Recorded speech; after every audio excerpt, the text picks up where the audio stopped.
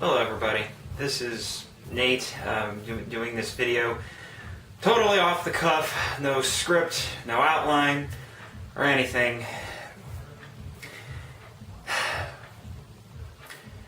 Today the geek community, the whole geek community is in mourning.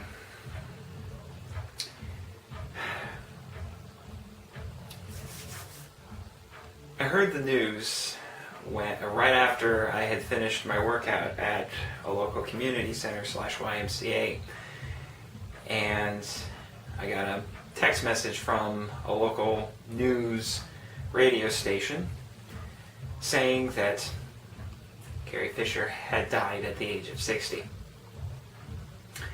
And then just a minute after I got that text message, I had a friend text me telling me the same thing. And my response to that was, this might be in poor taste. I know. It's a little bit of a shocker. Carrie Fisher was only 60 years old. I know it seems weird to say she was only 60 years old, but heck, she wouldn't, at 60 she still wouldn't be able to get senior discounts at every business out there. It's weird to be this age at a time when your childhood heroes are starting to die off. This happened for me about 1.5 years ago when Leonard Nimoy died, and I made a video about that.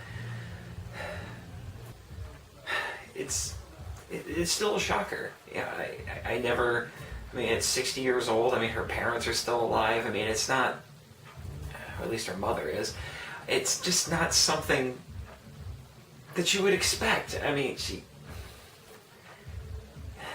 but it's like with any death. You get used to those people being around, but then suddenly when they're gone, it's a shocker. And I wrote a whole blog about how death is a repulsive thing, and it always is a repulsive thing. Star Wars was something I do count amongst my fandoms, but it wasn't something that I got into until I was a little bit older. I had been into Star Wars rival science fiction franchise Star Trek since I was about 3 years old, and I still count Star Trek as my biggest fandom, or at the very least one of the biggest. I didn't really start to appreciate Star Wars until I was probably about 10 or 12 years old. I had seen them here and there a bit when I was growing up, but I always preferred Star Trek. And then there was this one day I went to my grandmother's house because she had cable, and they showed the original trilogy. I don't remember which network it was, but they showed the original trilogy back to back for the entire day. And I marathoned through it, and it was a wonderful experience. And that was when I really started to understand and to grasp what made Star Wars great, and what made Star Wars the icon that it was. And it snowballed from there.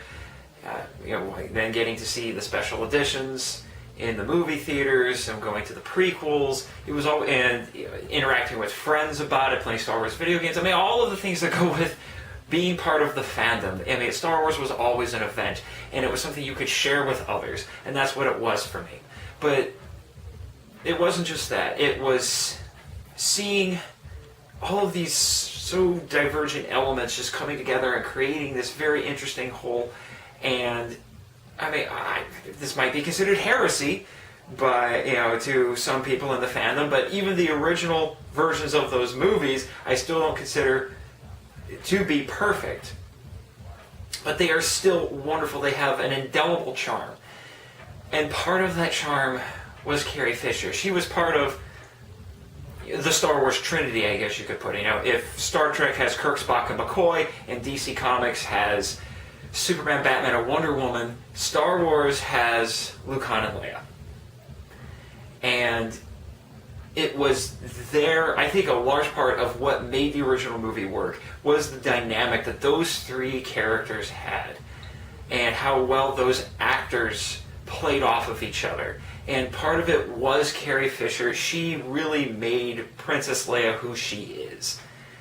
I mean, I know a large part of it is obviously the writing and the direction by George Lucas. He's the mastermind of the whole thing. Say what you want about him. But Carrie Fisher took what Lucas had written and made Leia her own. She created the character that we all know and love. She infused it, I think, a lot with her own personality, with herself. She put so much of herself into that character that in many ways she really is Princess Leia. And for a lot of actors, particularly when they get into these big franchise roles, these big science fiction, these geeky roles, so to speak, they do tend to get typecast, and sometimes it can ruin their careers because then they're not able to get away from that character and be able to move on to other things.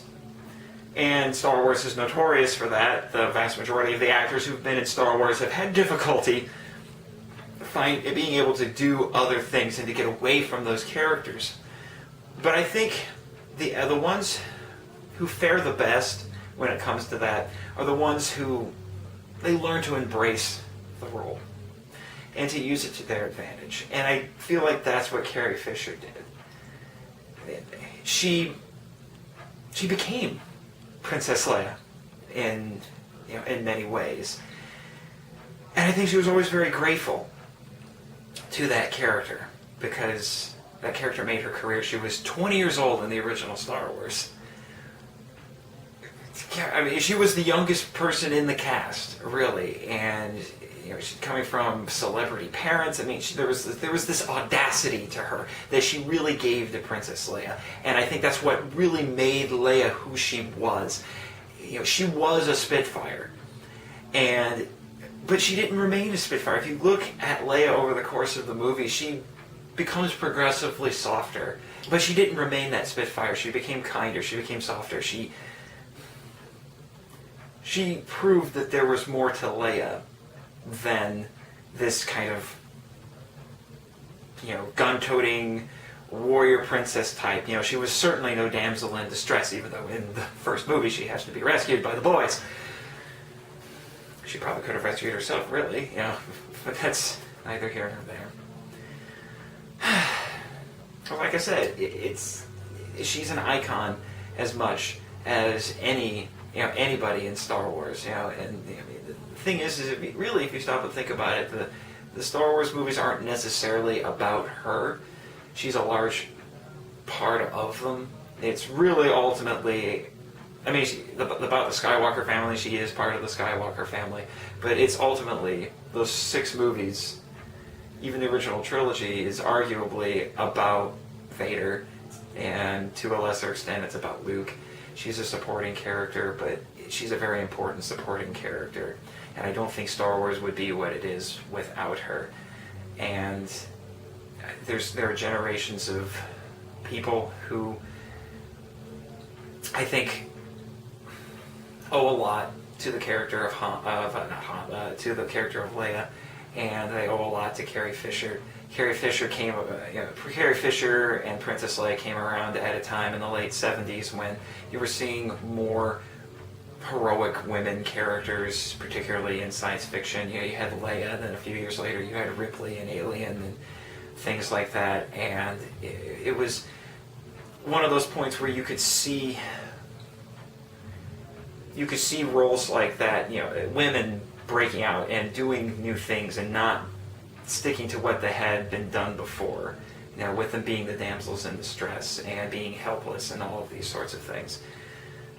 But Carrie Fisher is more inspirational, I think, than just because of the role of Princess Leia. She's also someone who she's had a very troubled personal life. We like to think of her as Princess Leia and the glam that goes with that. But in real life, she had many struggles. She was from what I understand, she was a drug addict and an alcoholic for 20 years. And there came a point in her life where she decided that she needed to fix that. She needed to clean up her life, and she did that. And it was hard, I know. And I think by doing that, she became an inspiration to people because she was able to do that, to do this very hard thing. You know, especially when you're out in Hollywood, there's a lot of pressure, and you have celebrity parents, and that only adds to the pressure and all of these things. And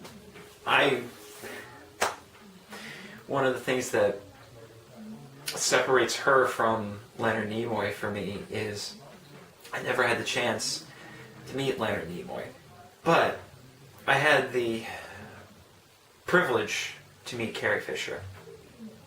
And it's still one of the, out of all the cons that I've gone to and all the celebrities that I've met, this still ranks as one of my favorite celebrity meetup stories, I guess you could say. It was at Indiana Comic Con 2015, so about a year and a half ago, and I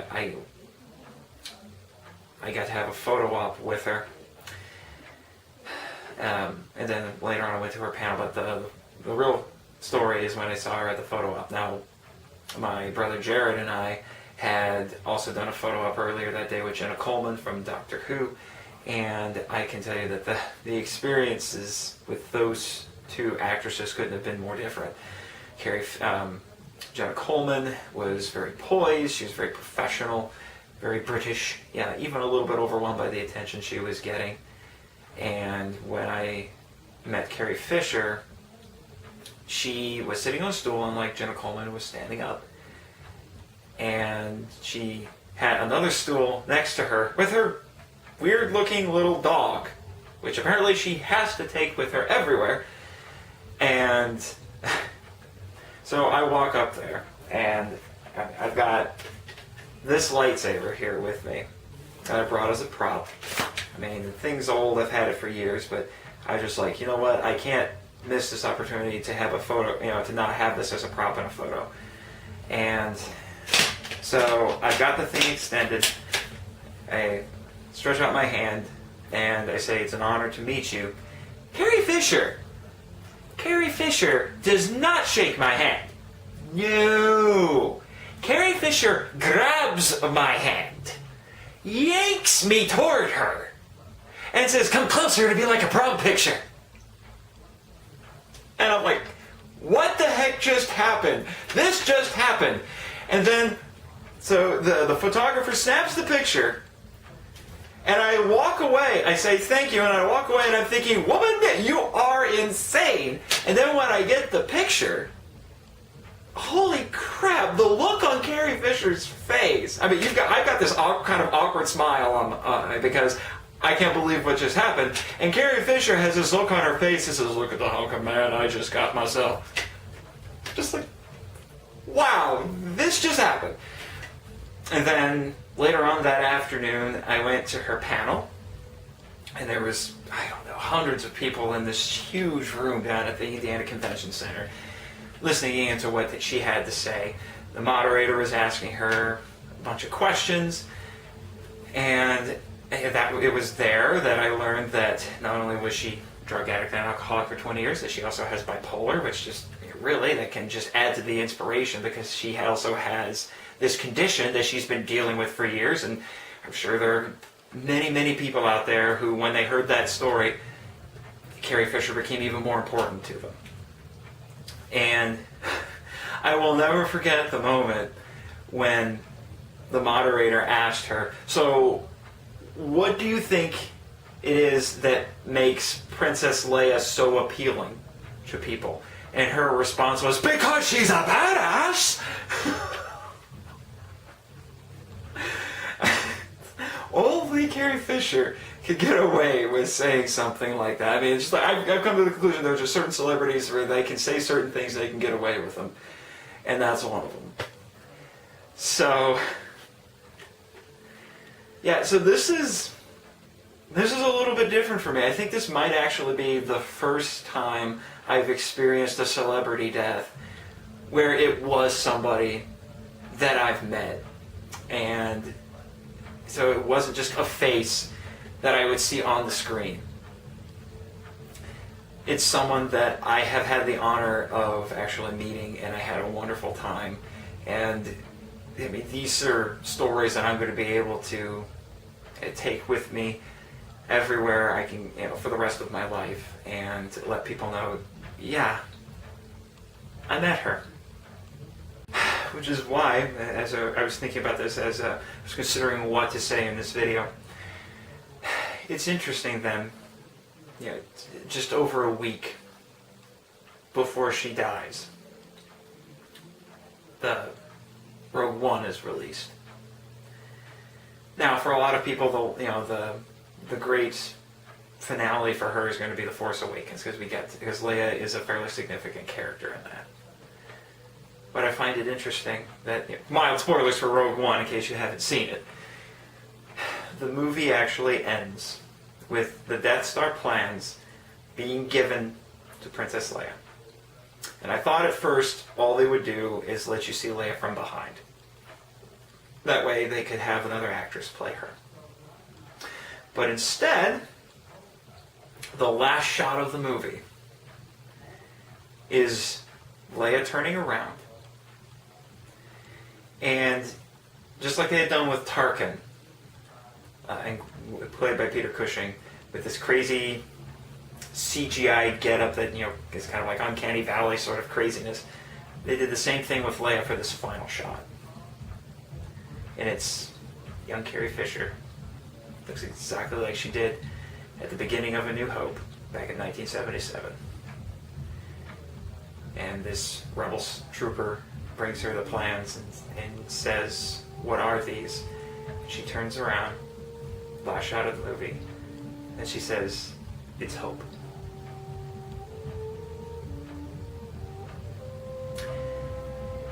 And I think there could be no better tribute than that. Because she was the kind of person that brought hope and inspiration to a lot of people for a lot of different reasons. Not just because of the character she played, the roles that she had, the things that she did for the fans, but the challenges that she overcame along the way. So, thank you, Carrie. We will miss you. May the Force be with you, always.